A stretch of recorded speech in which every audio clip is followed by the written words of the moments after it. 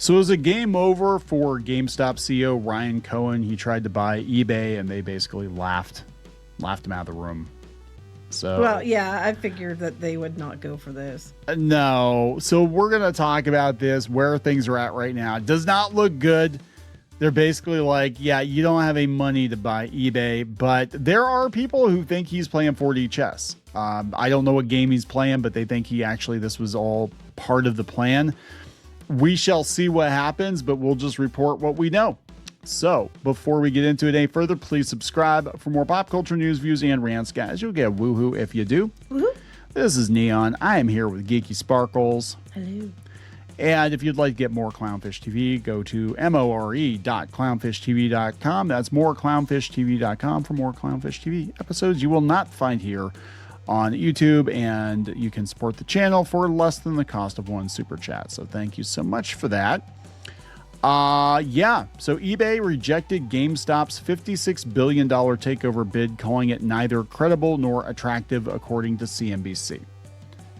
Neither credible nor attractive. I'm not surprised. I mean, they were like, was CNBC the one that the guy was questioning him? And yes. Yes. And because they're also mad about that too. But yeah. he couldn't even answer the question of where he was going to get it. And the way it sounded like was that his basic plan was he was going to buy it where you get the extra money, well, and the equity from eBay. And it's like, you can't say I'm going to buy you with your own equity.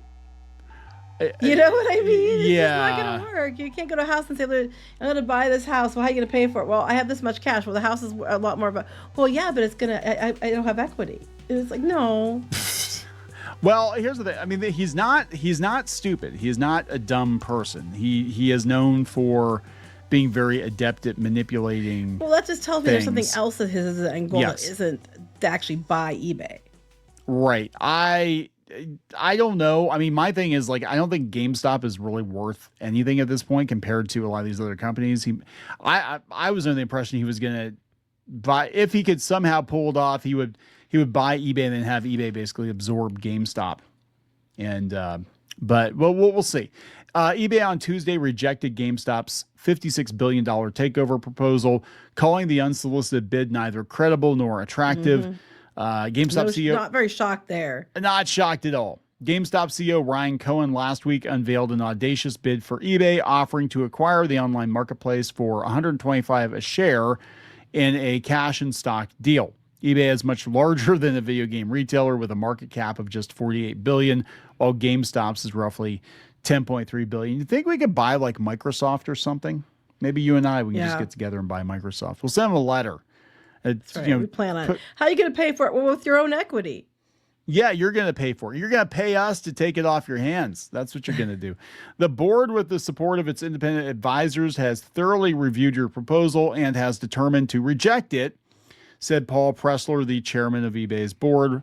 In a letter, we have concluded that your proposal is neither credible nor attractive. GameStop didn't respond to a request for comment. eBay listed several concerns with the offer, including the uncertainty regarding your financing proposal, along with operational risks and the debt load that would result from the proposed transaction. Cohen and GameStop had lined up a $20 billion financing commitment from TD Securities, part of TD Bank, and the company has about $9 billion in cash, but the funding gap remains substantial. Mm-hmm.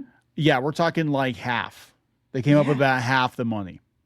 And that's not going to work. No. The financing letter released by eBay on Tuesday, and which is not binding, stated that TD's expression of confidence assumes that the combined company maintains an investment-grade credit profile from at least two of the top three ratings agencies. CNBC previously reported TD's letter included that key condition. Moody's rating said last week the proposed acquisition would be credit negative for eBay because of the substantial increase in leverage implied by the deal structure. Yeah, a lot of people didn't think it was going to happen. Yeah, but here we go. Cohen also made an awkward and at times combative appearance on CNBC's Squawk Box, where he offered few details on how he'd finance the deal. Basically, we're offering half cash, half stock. Go to the website. Yeah, that's basically what he kept saying, yes. In his proposal, Cohen pledged to operate eBay a lot more efficiently, including trimming headcount and slashing its marketing spend. Hey, guys, I know we've only got half the money, but we're going to come in and we're going to fire everybody. How's that sound to you? We're going to fire a bunch of you. Yeah, we're going to shave off billions. He He said GameStop's 1,600 U.S. retail stores could be used to authenticate and fulfill eBay orders and serve as hubs for live commerce, pawn shops. Basically, Yeah, basically something like that. Yeah. pawn shops. eBay wrote in his letter, it remains confident in its current management team and that business has delivered meaningful results over the past several years. We have sharpened our strategic focus, strengthened execution, enhanced our marketplace and seller experience, and consistently returned capital to shareholders. And the shares are up 24% year to date. So yeah, it didn't go very well for him. Kotaku's got probably the best thumbnail I've seen for this, with eBay just laughing their asses off at GameStop. But it doesn't. See, here's what I don't understand. There has to be, like you were talking about this before this video started. There had to be a different goal, because obviously it wasn't. They were never going to accept this. I mean, they never were going to accept this bid. I think everybody knew that. Yeah. So why do it? Like, why spend the money to do it? Why be a laughingstock? Why go? You know what I'm saying? There had to be another reason. So what is the other reason? I don't know. Because people are saying that, yeah, Ryan Cohen removed GameStop from his bio. Actually, it's still there, but he doesn't have it here. I don't know. There are people who think that he is playing 4D chess, that he actually knows exactly what he's doing. He counted on this, and now he's going to do whatever the next move is.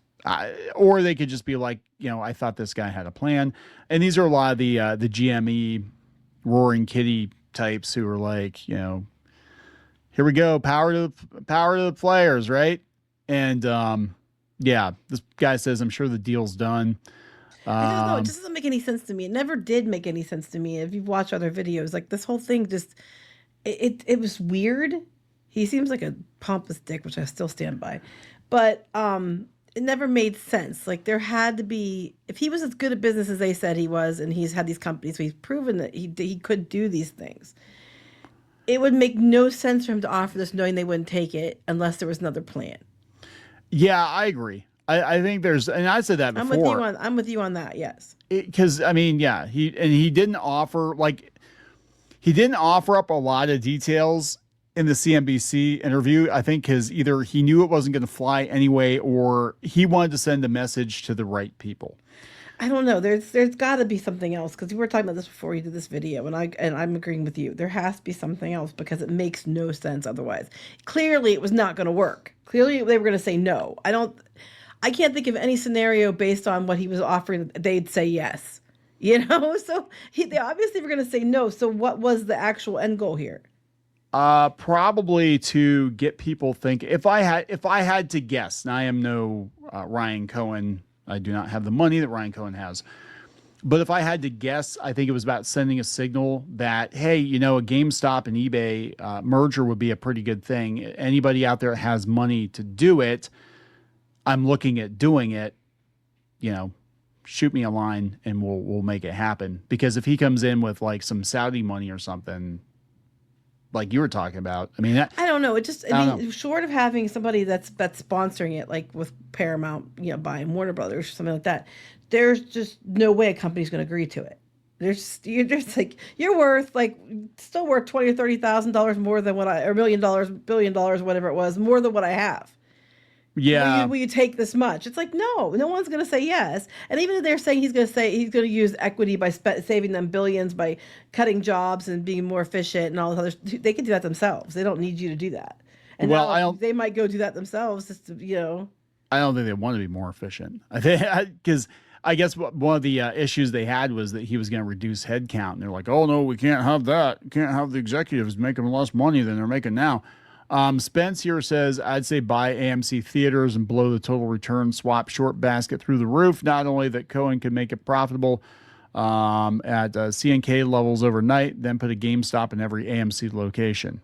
The person's like, no. Just up the acquisitions, no need for new equity. Can we just admit the GameStop stores aren't really worth it? They're just basically pop vinyl stores now, and they have some used games, but you can get better deals online. Can we just admit this? People are trying to be like, oh, he's got some grand plan. So here's because it makes no sense otherwise. Why waste the time? And you're gonna get in trouble with GameStop for wasting money. He came in. Well, his compensation was basically, he gets a big fat chunk of whatever deal he can land with GameStop. They weren't like paying him very much at all. So I think he was like, okay, well, just shoot for the moon. What makes sense? eBay and GameStop. We'll just put those two together. And I mean, because the offer was not enough. Unless he didn't know he wasn't going to have enough and he already kind of put it out there, so he had to follow through. I don't know.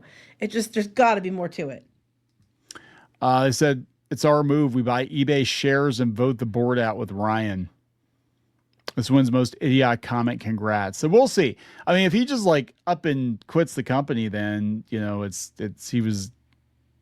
have anything in his bio. Yeah. Last thing he posted, only in corporate America, I was talking about eBay on the 10th. And they're losing all kinds of money. I don't know. We'll see. But there we go. Not the way they keep charging fees.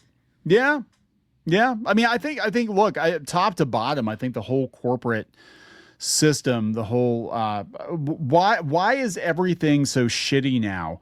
It's because everything is corporate. Everybody has to answer to a board. Everybody has to answer to shareholders, and the shareholders constantly expect these like massive returns every quarter. Like you're not allowed to be like, yeah, we're steady. Like it's not enough to be sustainable. It's not enough to be like, yeah, we've been in business for 100 years and we've never had to lay people off. And we have a consistently good product that people love that they keep coming back for more and more of. No, that's not good enough. It has to be like massive profit every quarter. That's because you have companies that are all run by investments and investment firms and a board and investors, and not by just the whole idea of we're going to be a good company, be good at what we do, and take care of people and our customers.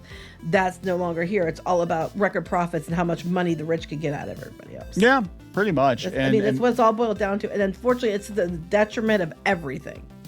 Yeah, everything gets enshittified because we make products that don't last, because if you bought a refrigerator and you kept that refrigerator for 50 years, you're never going to buy another fridge. So your fridge has to die every 5 years so we can have record profits.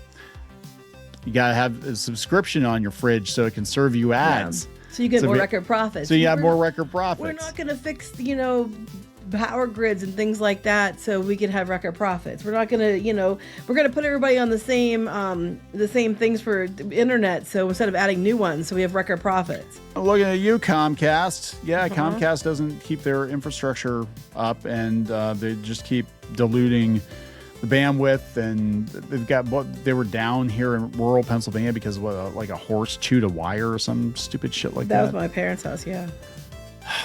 Yeah, there we go. Record profits. So anyway, we're going to wrap this up. Yes. All right. Please subscribe for more pop culture news, views, and rants. We'll talk later. Bye.